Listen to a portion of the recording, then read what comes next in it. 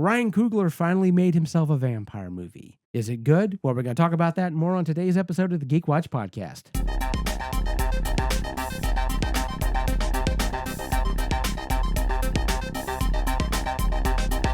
This is the Geek Watch Podcast with Brian Hatcher and Mandy Petrie.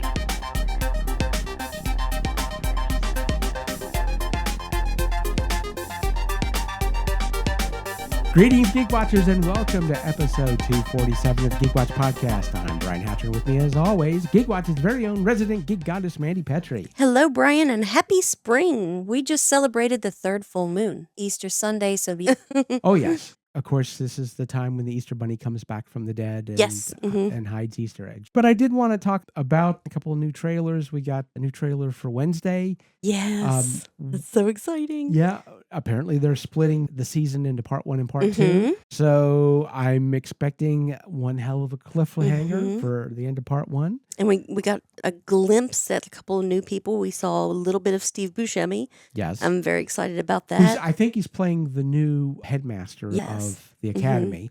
And have you ever seen Absolutely Fabulous? Yes. We're getting Joanna Lumley from that show Ooh. playing Grandmama. Oh, my goodness. I love that. Yeah, Patsy. Patsy. Yes, Patsy is now Grandmama. Who could be more perfect than that? That is brilliant. You know. I love her so much. Yeah, so she's going to be in there. Now, obviously, if you've seen the trailer, the person that we didn't see was Lady Gaga. We do know that she's going to be in the Yes. series, but we don't know yet. They're keeping that under their hat. Yeah, they're Yes. keeping that under wraps. And apparently, Pugsley has some powers now. Apparently, he's taking after his uncle to some degree. Right. So now Wednesday has premonitions and Pugsley. And that kid hit a growth spurt, didn't he? He's Oh, like spot on with Luis Guzman now. He's definitely getting there. Yeah. And he's going to be having a larger role in the show because he's going to the academy now. Yes. So you'll see a lot more of Pugsley. So, yeah, that's the thing about child actors. If you cast somebody, they could wind up having a growth spurt. We call this the Finn Wolfhard. Yes. But it'll be interesting to see how they develop that. And there's been some leaked stuff from Thunderbolts. Has there? Oh. Yes. I don't know what it is. Because you've been avoiding 'Cause I don't- spoilers. Like the play. As you do. As I like to do. But apparently there's some interesting developments from the leaked information. But here's the thing.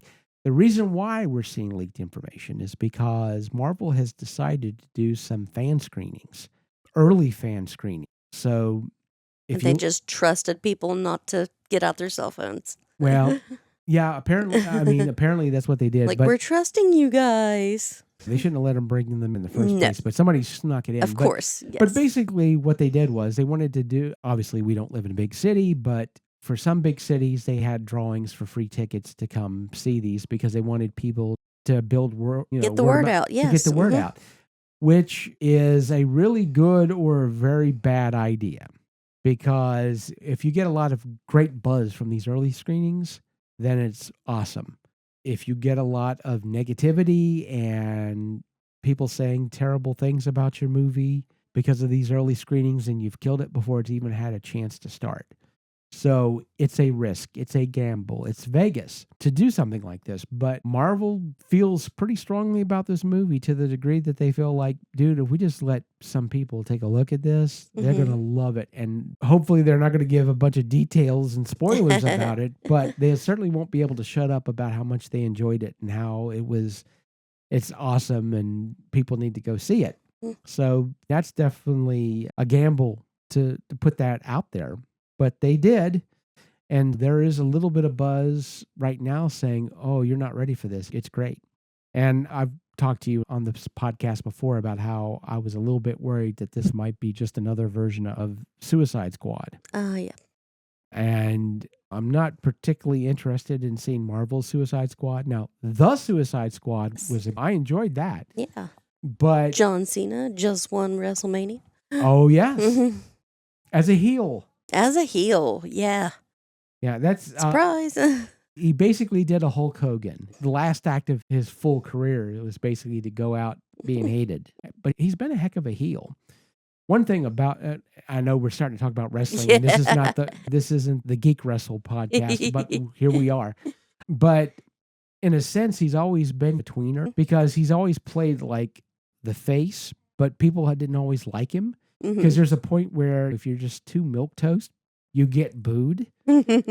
Especially when he would win, people were like, geez, does he always just have to win all the time? And then, of course, he won at WrestleMania, and people hated it, but that's what they were going for. Right. They were wanting him to hate it. They wanted the audience to hate it. So we're good there.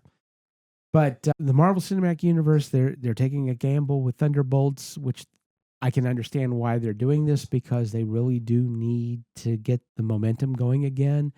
Daredevil Born Again, I think, is on the road in the right direction because that show was amazing, and that season finale, oh my gosh. You can definitely tell they were prepping for season 2. You get everything in the season finale except closure. What you get is, oh, things have just gotten bad. How is the Daredevil going to deal with it? That's what season 2 is for. And one last thing we're going to talk about television-wise, and I was shocked, and you were shocked as well, to discover that there was episode 2 of Doctor Who that you hadn't even seen. I didn't even realize. I don't even know if I knew it was Wednesday yesterday. Yeah. This has been a weird week, I would definitely say. Yes. I've been dragging, you've been dragging. And so you came in, and I'm like, did you see Doctor Who? And you went, what? What? I didn't. I knew it was coming up. I just didn't realize it was so fast. Yeah, I'll go home and... No, I'll probably go home and go to sleep. I'll watch it. I'll watch it sometime. Oh, yeah. I'm definitely not going to go into any spoilers. And I'm always very careful about spoilers when you haven't seen it yet. I will say that there are some parallels with the second episode of the last season. There are some similar beats that are going on, which didn't bother me. For some people, they're like, oh, they're doing some of the same things. But there was some really interesting moments. There are a lot of really meta things that happen in this episode, which is really fun. Okay. And I could talk about some of them, but I know you say you don't mind spoilers, but no, I don't mind them. But I am going to say this. You would mind me spoiling this. Okay. This is definitely something, no, you got to watch it and see it. All right. I would never spoil a lot of the stuff in there. There's a lot of really interesting meta things that they do. So is this like this season's Black Mirror episode of Doctor Who? You know, in a sense, that's not a bad description. Okay. All right. I understand. I don't know if you've even seen the trailer or if you know what episode it is or if you have any idea. So I'm not even going to go that far. Okay. But if you've seen the trailer, within 5 minutes of watching the show, you'll know which episode this is. Okay. I feel like you're going to be really entertained by it. There's a lot of really interesting things that they develop in there.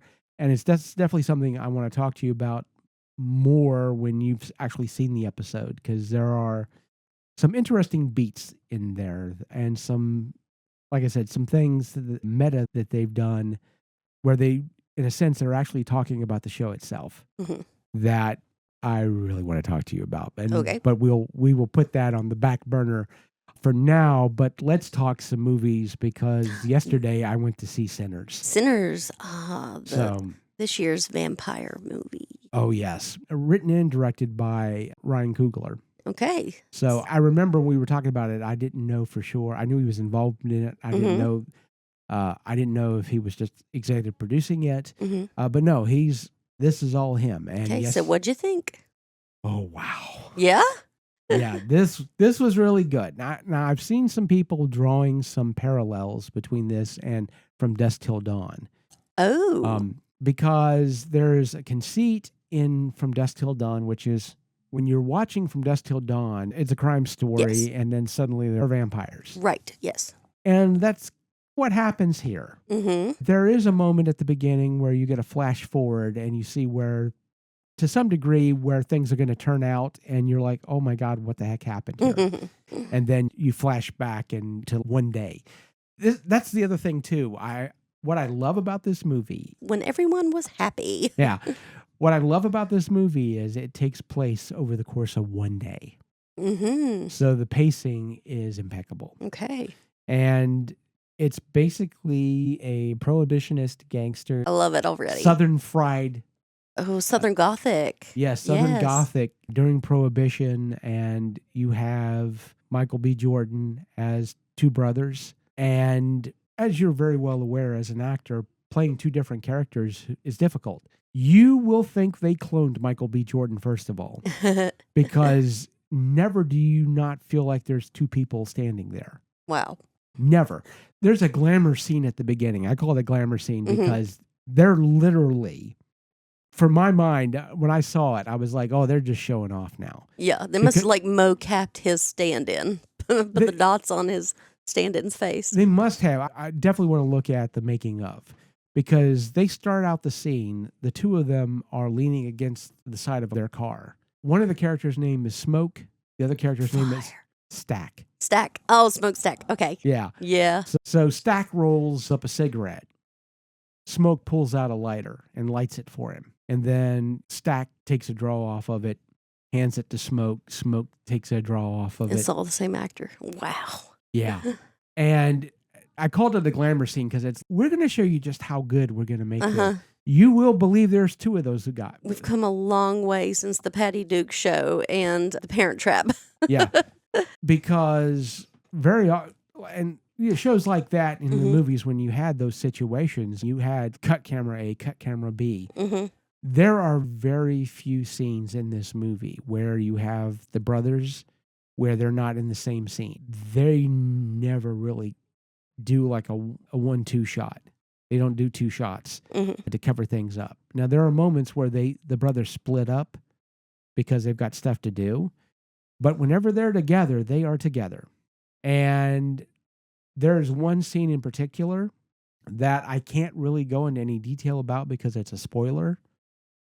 It's a major plot point, but it's the kind of scene that it's a very dramatic scene between the two brothers that you're like, holy crap. Mm-hmm. It was jarring to me because I had to step back and go, holy crap, there's only really one of them. He's acting to air. He has to turn around and act to air again. Yeah. You basically have these two. Or a tennis ball. Yeah, it's more than that. Like I said, I can't even go into a whole lot of detail without going into a major spoiler. It's a very dramatic scene where you have two characters that are very close, played by the same actor, who are in two very different situations, who are interacting with each other. And for me, like I said, there was a moment where I snapped to a realization, holy crap, there aren't two people there acting. Mm-hmm. Because I had to force myself in that moment to remember it. Mm-hmm. And it was only, like I said, as an accident. The truth is, there is nothing in this movie except for the knowledge you have going into it that will ever make you go, okay, this isn't two different people. Right. It feels like they're... In 100 years, they're going to be like, who was the other guy? Oh, yeah. Because the thing is... Who's Michael C. Jordan? Yeah. Michael A. Jordan, Michael B. Jordan. Because the thing about it is, whoever they got for the mocap, first of all, it's like there are moments where it's obviously Michael B. Jordan. Okay. There are moments where that's him. It's not like it's a stand-in. And both of them together. And it's okay. There's not a moment where one of them looks a little bit off. It's, that must be the stand-in they did with the motion.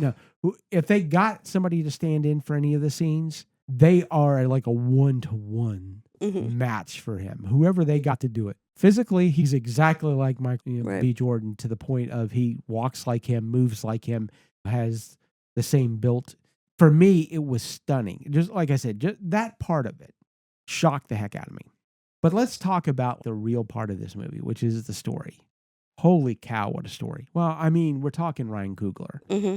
This guy can write a story, and this was an amazing story. There's a lot of stuff going on in it. Yes, there are vampires, but there's also bluegrass and the blues, and there's Irish music, and there's dancing, and there's family, and there's regret about the past, and is there moonshine? And it is there's still. And There's definitely alcohol, Mhm. obviously, because part of the plot is that the brothers went to Chicago and they were working for Capone.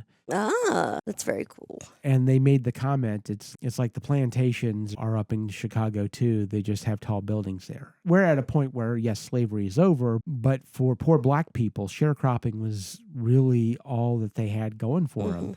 So they went back out in the fields and did what they did. They were sharecroppers. And so that's the backdrop of all this. And the two brothers coming back from Chicago and deciding they want to, make their stake in where they grew up and put together a gin joint for the sharecroppers, make money and sell hooch and play music and have a place for them. And then the vampire showed up. If you got rid of the vampires, it had still been a hell of a story. Right. The story is so great that by the time the vampires show up, you're really invested in the characters and you really don't want anything bad to happen to them. Of course.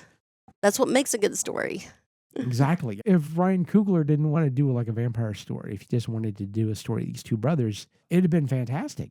I would have loved to have watched it. But we get vampires, so that's cool. Romulus and Remus. Not the new dire wolves, but like the old dire wolves in Rome. Yes, the two brothers. Raised by wolves. But the story was strong on its own. Then you had the vampire thing, and the vampire thing isn't really tacked on. There's some really interesting story going on about the vampires. And I will say there's some really interesting social commentary, although it's not heavy-handed.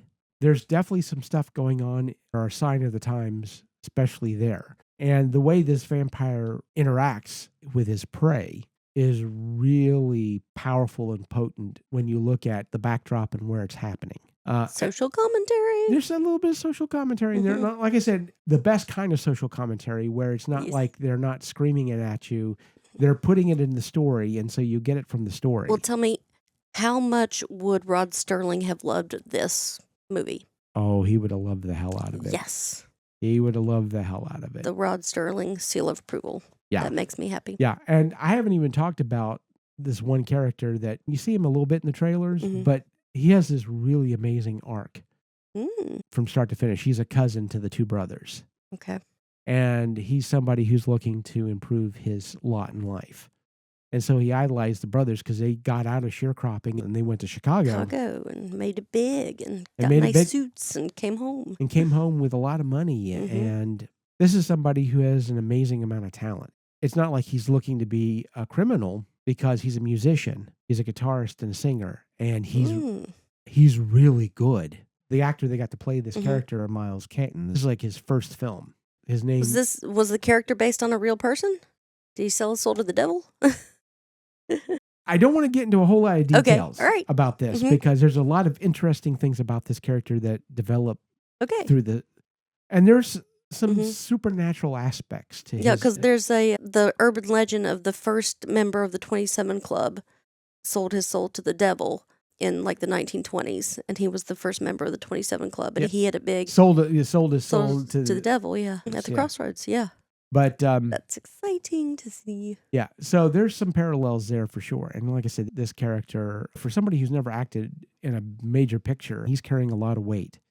It's his story as much as it's the story of the brothers. And he's like the beginning of the movie and the end of the movie. So he's a very important thread throughout this film and what he's dealing with because he's got his way out. Again, I don't want to go into too much detail because I wouldn't want to spoil it. This is definitely something that you want to see. Just go see this movie. Definitely go see this movie. I didn't get a chance to see it in IMAX. It was filmed for IMAX. I saw it here in town. I'm probably going to make the journey, the 3-hour journey one way to go see it on IMAX because it is, again, Ryan Coogler, beautifully shot. Absolutely beautifully shot. I want to see this on the big freaking screen. I want to see it on the biggest screen possible, and that's IMAX. And the fact they shot it with IMAX cameras, I can only imagine just how much better this movie is going to look, but it looked amazing. The story was definitely top notch. There's a lot of stuff going on in this story. It all fits together like a gorgeous puzzle, but it's a very beefy story. It's a type of story that I go to movies to see. It has a lot to say. It's a fun ride. You have characters, a lot of different characters that you care about, including, I didn't even know she was in the movie, Haley Steinfeld. Haley Steinfeld's in this film. Okay. So our new Hawkeye Yeah. has a really interesting character arc in there as well. She's always done really good Western characters. She was Dickinson. she's in True Grit. True Grit, and she played Emily Dickinson. She's done those cool characters. Yeah, so she's a past relationship for one of the brothers. Okay. One of her grandparents is black. She has her feet in both worlds. She's white passing. Mm-hmm. She doesn't feel like she's a white person. Mm-hmm. But any cracker looking at her is going to think she's white. And Mm-hmm. if she is in a relationship with a black person, then they're going to look at it from that lens. Mm-hmm. But I don't want to go into too many details. Obviously, that situation comes with a whole lot of baggage. But she's definitely someone who's out of place because she has a place she feels like she belongs. But because of the way she looks, she has issues stepping into either one of those worlds. Yep. Again, it's all these different characters. And I could run through a bunch of them. But you care about all of them, and they all have these amazing stories. And, when the blood starts to spill, there are people who are dying that you really do care about.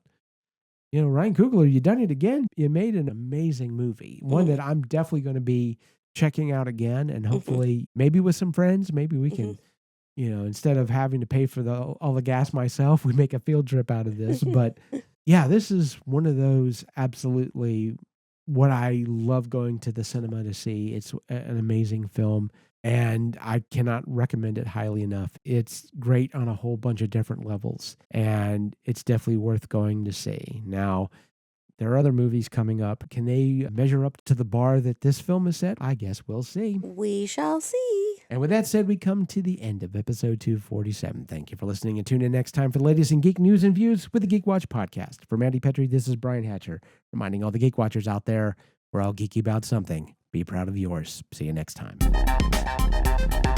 Thank you for listening to the Geek Watch podcast. If you enjoyed this program, don't forget to like and subscribe on your preferred platform and share this podcast on your social media. For links to all the ways you can listen to the Geek Watch podcast, as well as leave comments and suggestions, visit our website at geekwatch.net. The Geek Watch podcast is a Hanging J production.